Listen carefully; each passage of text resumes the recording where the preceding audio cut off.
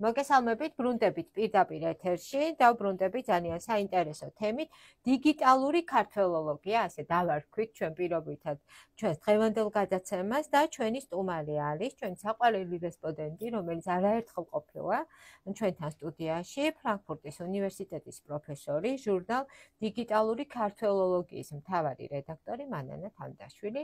მოგესალმებით და კიდევ ერთხელ დიდი მადლობა. მოგესალმებით, მეც დიდი სიამოვნებით ვარ კიდევ ერთხელ თქვენ სტუდიაში და ძალიან დიდი მადლობა მოწვევისათვის.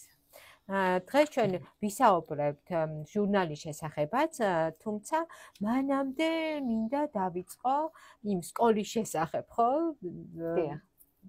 რომელიც ძალიან მნიშვნელოვან როლს ასრულებს, უკვე რამდენიმე წელია.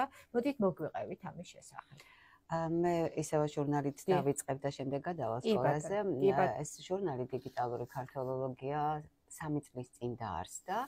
უკვე მე-13 ტომი გამოვიდა ამ ჟურნალის და მიზნად ისახავდა ქართველოლოგიაში მოღვაწე უცხოელი და ქართველი მეცნიერებისათვის პლატფორმის შექმნას, როგორ ვიკვლევთ ქართული ენა ციფრულ ეპოქაში. მაგრამ ერთი არის კვლევითი პროცესი, რომელიც უნდა ასახულიყო ამ ჟურნალში, მაგრამ ძალიან მნიშვნელოვანი არის ახალგაზრდა თაობის მოსვლა და მათი გაზრდა ამ მიმართულებით დიგიტალური ქართველოლოგიის მიმართულებით და ჩვენი აქტივობაც უკვე 2012 წლიდან ამ მიმართულებით ძალიან ინტენსიურად ვმუშაობთ. 2012 წელს დავაარსეთ ბათუმის საზაფხულო სკოლა დიგიტალურ ჰუმანიტარიაში და ყოველწლიურად ვატარებთ, ჯერ ზაფხულის სკოლები ტარდებოდა, შემდეგ ზამთრის სკოლებიც შევამატეთ, ამას 22 ასეთი ეგრეთ წოდებული სეზონური სკოლა გვაქვს ჩატარებული. საინტერესო ის გახლავთ, რომ თავიდან მქონდა ესეთი ტრაფარეტული და ესეთი თემები, როგორც არის დიგიტალური ჰუმანიტარია, გამოწვევები, პერსპექტივები, შემდეგ გადავედით დიგიტალური ქართველოლოგია, შემდეგ თემატური კორპუსების აგების პრინციპები, ბოლოს ჩვენ ერთ-ერთი ძალიან მნიშვნელოვანი მიმართულება განვავითარეთ, ეს იყო დიგიტალური რუსთველოლოგია და წლევანდელი სკოლა იყო ძალიან საინტერესო იმ თვალსაზრისით, რომ თვითონ სათაურიც კი ძალიან ესეთი შეიძლება ითქვას ამბიციური გახლდათ, პარადიგმის ცვლა, მეცნიერების ახალი ფილოსოფია. დიახ. და ძალიან საინტერესო თემებს შეეხეთ, ხო? რასაკვირველია. და რატომ იყო შერჩეული ეს თემა, თქვენ აღნიშნეთ, ხო? აი რაღაცნაირად თითქოს ისტორიასავით მოყვებოდა, ქრონოლოგიასავით, ხო? აი რა იყო იმ პერიოდისათვის აქტუალური და რასაც გადიოდა თუნდაც სამეცნიერო ცხოვრება აი ამ მიმართულებით. დიგიტალური ჰუმანიტარია გასული საუკუნის შუა წლებიდან, ასე ვთქვა, დაიწყო ჩამოყალიბება და საქართველოში ცოტა მოგვიანებით შემოვიდა გასაგები მიზეზების გამო.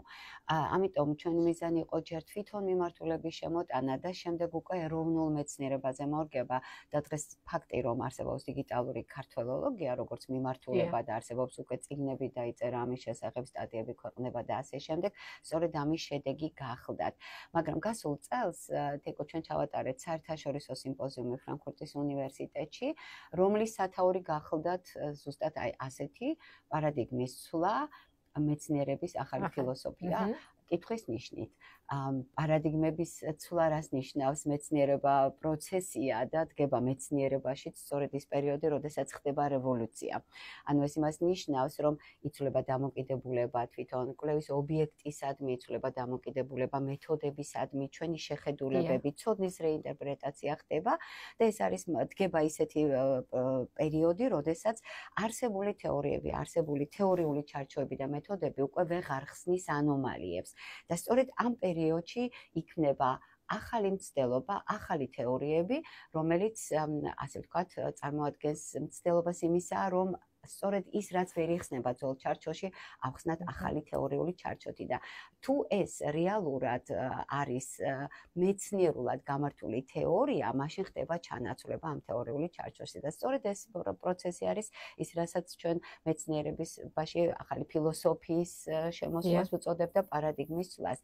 და წლევანდელი სკოლის მნიშვნელობა იმითაც იყო განპირობებული, რომ ჩვენ პრაქტიკულად დღეს პარადიგმის ცვლის პროცესში ვიმყოფებით და გარდა იმ ცოდნისა, რომელსაც ჩვენ ამ სეზონურ სკოლების ფარგლებში ვაძლევდით სტუდენტებს, ძალიან მნიშვნელოვანი იყო იმისი გააზრება, რა არის მეცნიერებაში პარადიგმა, რა არის მეცნიერების ფილოსოფია და ძალიან საინტერესო პროგრამა დავგეგმეთ და იმ გამოხმაურებებით, რომელიც ჰქონდათ სტუდენტებს, ნამდვილად კმაყოფილი ვარ, იმიტომ რომ ძალიან კარგად იმუშავეს, ძალიან საინტერესო მოხსენებებით თავადაც შეეცადნენ, რომ მოემზადებინათ და პრეზენტაციების სახით წარმოედგინათ და ძალიან კმაყოფილი ვარ, იმიტომ რომ გაამართლა. ეს იყო ერთგვარი რისკი, არ ვიცოდით რა შედეგს მივიღებდით, მაგრამ მე ვფიქრობ, რომ გაამართლა ამ სკოლამ.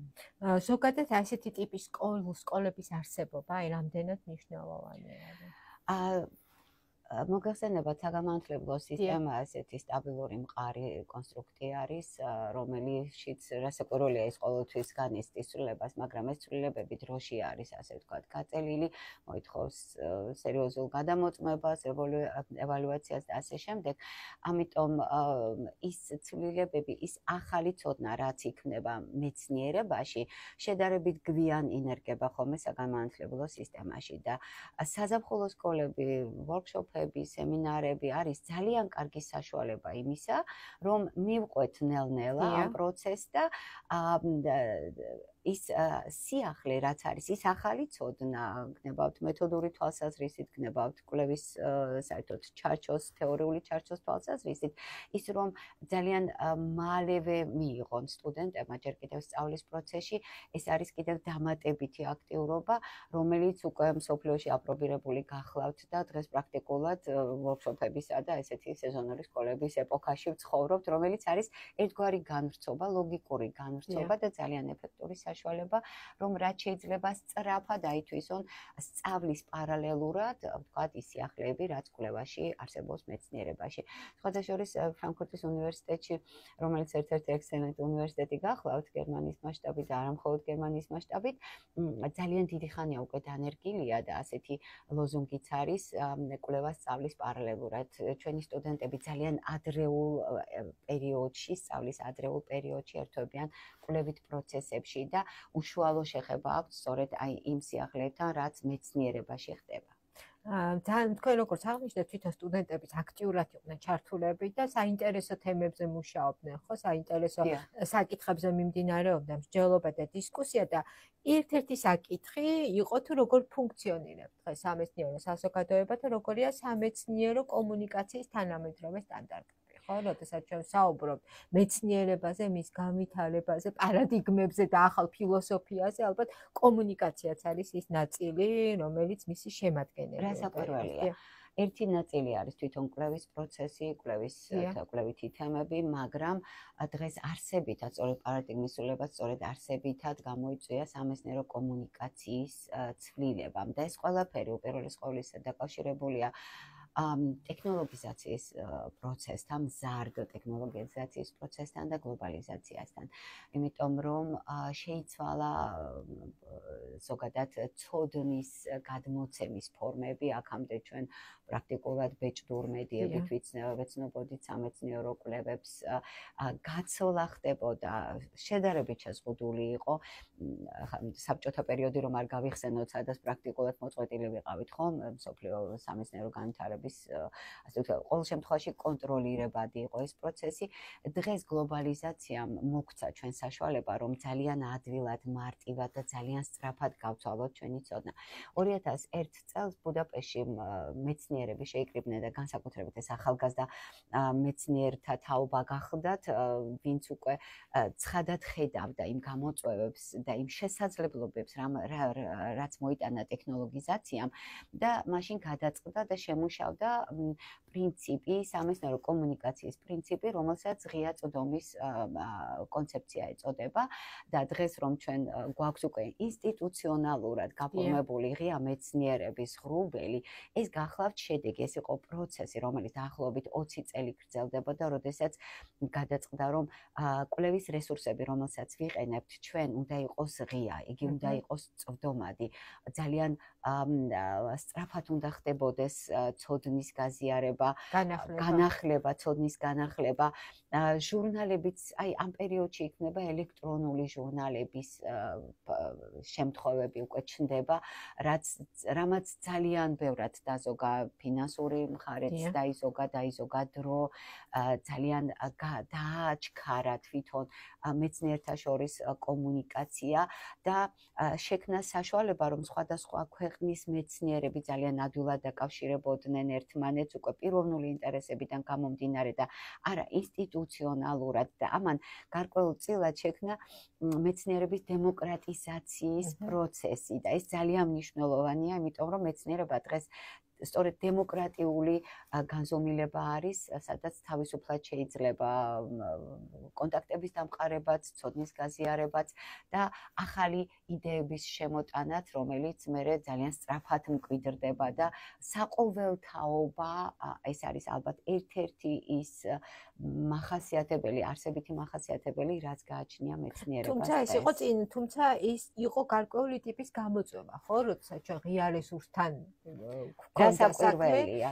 ის იყო გარკვეული ტიპის რისკებთანაც დაკავშირებული. იცით რატომ გეტყვით რომ დღემდე არ არის ბოლომდე განმარტებული რას ნიშნავს ღია რესურსი. რასაკვირველია ჩვენ გვინდა რომ ჩვენი კვლევები, ჩვენს მიერ შექმნილი რესურსები იყოს გამოყენებადი. მოგეხსენებათ ჩვენ ფრანკფურტის უნივერსიტეტში გვაქვს რუსთაველის კაბინეტი და სადაც ჩვენ რუსთაველის თარგმანების 58 ენაზე შესრულებული თარგმანების ჯერ ბეჭდური გამოცემების ბიბლიოთეკა შევქმნით და ეტაპობრივად ხდება მათი გაციფრება.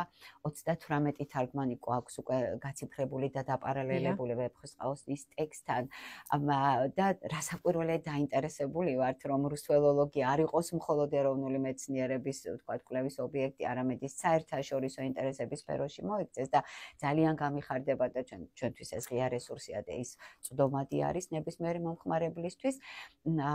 ეს ასე ვთქვათ, ხელს უწყობს ქართველოლოგიის და განსაკუთრებით რუსთველოლოგიის ინტერნაციონალიზაციას, მაგრამ დღეს პრაქტიკულად ამ შესაძლებლობამ გარკვეულწილად იმის შესაძლებლობაც შექმნა, რომ მოხდეს რესურსების გადაკაჩვა და მოხდეს რესურსების გამოყენება დამოწმების გარეშე. ეს იცით რას ნიშნავს, რომ მეცნიერებაში ციტატა მოიყვანოს სხვა მეცნიერის და არ დაიმოწმო, რომ ეს იმ მეცნიერის მიერ ან და ვთქვათ გამოიყენო რესურსი, რომელიც სხვა მეცნიერის მიერ არის შეგროვებული, მოპოვებული.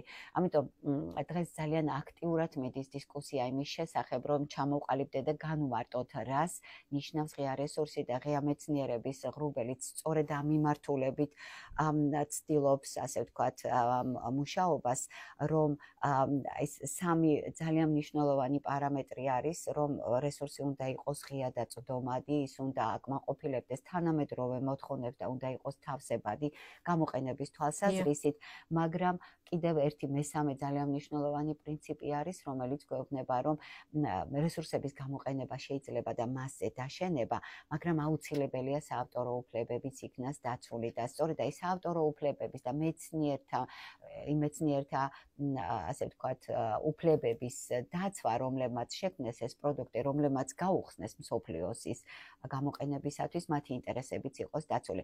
უბრალოდ წესიერებაზეა საუბარი დღეს მეცნიერებაში. წესიერება ყველგან დასაფასებელია და მეცნიერებაშიც განსაკუთრებულად დასაფასებელია, იმიტომ რომ უამრავი ადამიანის და დიდი ძალისხმევა, ხო? და გონებრივი რესურსი, იდეები არის ჩადებული ამ ყველაფერში. და კარგია რომ თუნდაც აი ამ სეზონური სკოლების არსებობა სტუდენტებს აი ამ მიდგომებთან და ღირებულებებთან აახლოვებს. ჩვენი მიზანი ზუსტად ეს იყო, რომ გვეჩვენებინა სტუდენტებისთვის, რას ნიშნავს დღეს იყო მეცნიერებაში აქტიურად ჩართული, რა გამოწვევების წინაშე ვდგავართ ჩვენ, რა საფრთხეები არსებობს და საერთოდ მეცნიერული კომუნიკაციის ეთიკაზე ქონდა გამახვილებული ასევე ყურადღება.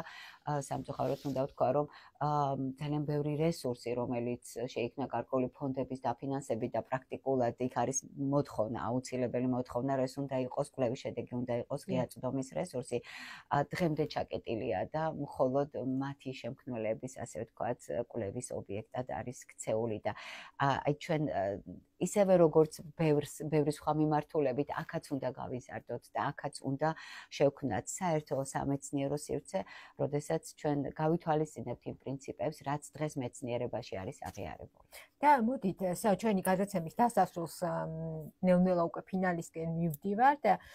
ისევ მინდა დაუბრუნდეთ ჟურნალის თემას, იმიტომ რომ მესამე ტომზე გვინდა ვისაუბროთ, ხო? მესამე ტომში არის შესული 8 ქართველი და 6 უცხოელი ქართველოლოგის უახლესი კვლევები, ხო? და ზოგადად არის ეს შემდეგი მიმართულებები, ხელნაწერთა დიგიტალური კვლევა, დიგიტალური ქართველოლოგია და დანარჩენზე მოდით რუსთველოლოგია, რა თქმა უნდა, და როგორ იყო, თქვა, დანიშნით იყო შერჩეული ეს თემები და აი როგორ თვლით, რამდენად დამხმარე რესურსი იქნება ის ახალგაზრდა მეცნიერებისთვის და ზოგადად რამდენად მნიშვნელოვანია აი ასეთი გამოცემების არსებობა. ელექტრონული ჟურნალების გამოცემასაც დღეს თავისი სტანდარტი გააჩნია. იცით რომ ხდება ასე ეგრეთ წოდებული ბრმა რეცენზირება ორი რეცენზენტის მხრიდან, თუმცა ამ პროცესში ჩართული არის თვითონ სამეცნიერო და სარედაქციო საბჭოც. ეს იმას ნიშნავს, რომ დამკვიდრდა გარკვეული ჩარჩო სტატიებში კვლევის წარმოდგენის და ეს არის თქვა 4 კომპონენტია, რომელიც უნდა იყოს წარმოდგენილი აუცილებლად, რაც ადვილებს, ასე ვთქვათ, შედარებას სხვადასხვა ტიპის სტატიების სხვადასხვა თემაზე. შესაბამისად, როგორც ჩანს, ჩვენ თავიდანვე ძალიან მაღალი თამაში ავდეთ და შესაბამისად გაამართლა ამ მოთხოვნების სიმკაცრემ, იმიტომ რომ წელს ერიხის საერთაშორისო ბაზაში ეს მაღალ რეიტინგული ჟურნალების პლატფორმაზე შემოწმება გაიარა ჟურნალმა და იგი ჩართულია უკვე ერიხის ბაზაში. ეს ძალიან დიდი აღიარებაა, არა მხოლოდ თვითონ ჟურნალის რედაქტორების სამეცნიერო საბჭოს შრომის ასე ვთქვათ შედეგი, არამედ თვითონ შესაძლებლობა ავტორებისა, რომ მაღალ რეიტინგულ ჟურნალებში ბეჭდონ ქართველოლოგიის თემებზე და რასთავარია ქართველოლოგიის ინტერნაციონალიზაციისათვის ეს ძალიან მნიშვნელოვანი იყო, რომ ჩვენ სხვათა შორის გვეშინოდა სათავეს, როდესაც ვურჩევდით დიგიტალური ქართველოლოგია ძალიან გვევიწროვებოდა გასაგები მიზეზების გამო, გვინდოდა ეს ცოტა უფრო ფართო ყოფილიყო, მაგრამ თვლიდით, რომ ქართველოლოგიას დღეს დახმარება სჭირდება სწორედ ციფრულ ეპოქაში და ამ რისკზე წავიდა პოზიციონირება იყო საჭირო და ეს ვთვლი რომ ძალიან დიდი გამარჯვება ქართველოლოგიურ უპირველეს ყოვლისა ქართული სამეცნიერო სკოლის და ეს არის ის პლატფორმა რომელიც მჭიდროდ შეაკავშირებს უცხოელ და ქართულ მეცნიერებს და ჩვენ იქ რამოდენიმე ასეთი სტატია გვაქვს რომელიც სწორედ ქართველი და უცხოელი ავტორების ერთობლივი შრომის შედეგია. რასთავარია შეიქმნა პლატფორმა და დანარჩენს უკვე დროც გვიჩვენებს. და იყო ძალიან საინტერესო სტატიები, მათ შორის სვანურ დიალექტთანაც დაკავშირებით. სვანურთან დაკავშირებით ეს გახლდათ მაია ლომიასა და ქეთევან მარგიანის ძალიან საინტერესო სტატია ევიდენციალობის შესახებ სვანურში და საინტერესო ის არის რომ თვითონ ეს ევიდენციალობის ფენომენი ძალიან ბევრ ენაში არ არის ნაკვლევი და ჩვენ დღეს აი ძალიან ამაყები ვართ იმიტომ რომ ჩვენ ქართული ენების მასალაზე ვიკვლევთ იმ ახალ თემატიკას რომელიც ჯერ კიდევ ასე ვთქვათ ფეხს იდგავს საერთაშორისო სივრცეში თეორიულად. და როგორი არის მომავალი, აი რაღაცნაირად ნათლად რომ დავინახოთ, თქვა რა სიხშირით შეიძლება გამოიცემა, ქვეყნდება უფრო ზუსტი შესატყვისი არის და ეს ძალიან ხანმძლივი პროცესია, როდესაც შემოდის სტატიები, ხდება მათი სორტირება, შემდეგ მოძებნა რეცენზენტებისა გადაგზავნა, შემდეგ შემოდის ასე ვთქვათ რეცენზიები და გვიწევს ვთქვათ იქ ხანდახან ავტორთან საკმაოდ ხანმძლივი ურთიერთობა, იმიტომ რომ სტატია ძალიან კარგია, მაგრამ ტექნიკურად ხანდახან ვერ აკმაყოფილებს იმ მოთხოვნებს. პრაქტიკულად წელიწადში მხოლოდ ერთხელ შეგვიძლია გამოვცეთ ჩვენ ჟურნალი და ეს არის ყოველწლიური ჟურნალი, რომელიც დეკემბრის თვეში ქვეყნდება ხოლმე ზოგადად და მე ძალიან დიდი იმედი მაქვს, რომ სწორედ ქართული სკოლის, ქართოლოგიური მეცნიერების ინტერნაციონალიზაციისათვის თავის როლს შეასრულებს ჩვენი ჟურნალი. და მოდით მოგვიყევით, აი ჩვენ რამდენიმე წუთი დაგვრჩა და ის რუსთაველის ოთახის შესახებ ჩვენ არაერთხელ გვისაუბრია ამ სტუდიაში, აი ამ ოთახის თქვენი ინიციატივის შესახებ, რომელიც უკვე რამდენიმე წელია თქვენი ძალისხმევით არსებობს ეს კერა. და ეს არის ევროპის შუაგულში და რა მიმართულებით, რა ცვლილებები არის და რა მიმართულებით ეს გახლავთ ერთადერთი კაბინეტი, რუსთველოლოგიური კაბინეტი, რომელიც საერთოდ მსოფლიო მასშტაბით არსებობს და რომელიც ინსტიტუციონალიზებული არის, იგი ფრანკფურტის უნივერსიტეტის კავკასიოლოგიის ერთ-ერთი შემადგენელი ნაწილია. ეს არის კაბინეტი, სადაც პრაქტიკულად გაჩნდა დიგიტალური რუსთველოლოგიის პირველადი, ასე ვთქვათ, განვითარების კონცეფცია და როგორც უკვე მოგახსენებთ, პრაქტიკულად ჩვენ ციფრული რესურსების შექმნით და კვლევის ციფრული მეთოდებით ვართ დაკავებული.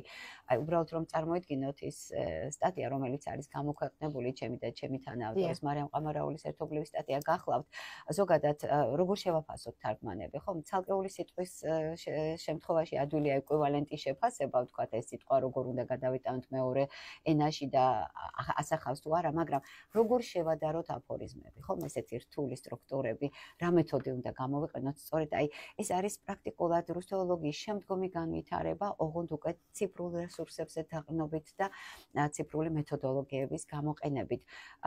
ერთი გულისტკივილი მაქვს, რომელიც მინდა გავაჟღერო, ჩემი ასე ვთქვათ, პენსიაში გასვლის შემდეგ საკითხი დადგება ამ კაბინეტის არსებობის შესახებ და ძალიან მნიშვნელოვანი არის, რომ ქართული მხარე, ქართული მეცნიერები და საერთოდ საქართველოს ხელისუფლება დაინტერესდეს ამ რუსთველოლოგიური კვლევების შემდგომი გაგრძელებით და რუსთაველის კაბინეტის შენარჩუნებით, იმიტომ რომ ევროპაში ეს იქნება ჩვენთვის ძალიან მძლავრი ცენტრი ქართოლოგიური და რუსთველოლოგიური კვლევის განსავითარებლად.